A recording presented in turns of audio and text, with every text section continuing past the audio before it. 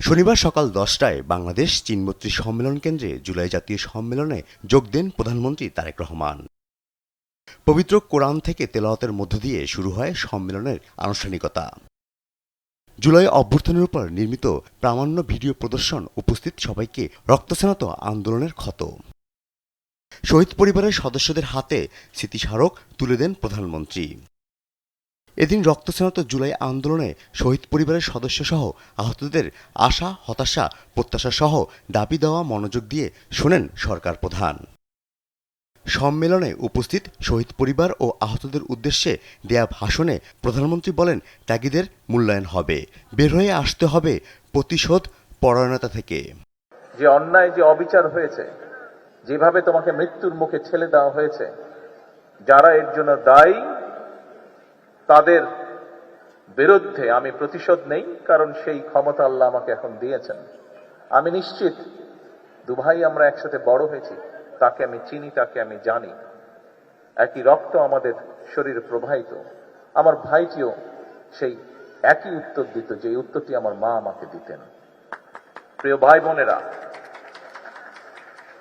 আমি 17 বছর আগে যখন এই দেশ ছেড়ে চলে যেতে বাধ্য হয়েছিলাম, জুলাই গণহত্যায় দায়ীদের দেশের আইন অনুযায়ী বিচার নিশ্চিত করা হবে বলেও জানান তারেক রহমান।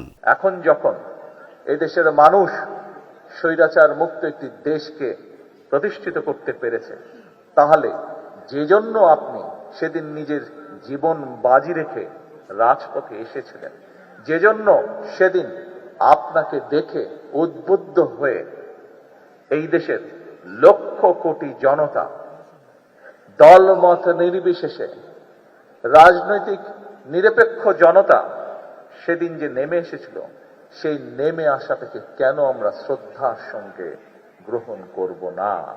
সবাইকে ঐক্যবদ্ধ থাকার আহ্বান জানিয়ে সরকার প্রধান বলেন, দেশ ও মানুষের ভাগ্য পরিবর্তনের লক্ষ্য থেকে কেউ যাতে বিচ্যুত করতে না পারে তার জন্য সবাইকে সজাগ থাকতে হবে।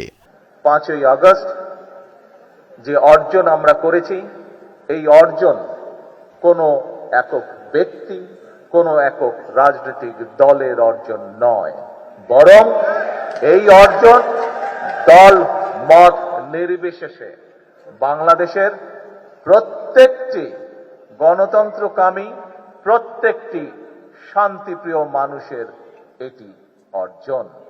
প্রধানমন্ত্রী বলেন, 5ই আগস্ট যে অর্জন তা কোনো ব্যক্তি বা রাজনৈতিক দলের নয়, বরং দেশের প্রতিটি গণতন্ত্রকামী মানুষের অর্জন। 30,000-এরও বেশি মানুষ বিভিন্নভাবে সেদিন। ফররুখ বাবু, দেশ টিভি, ঢাকা।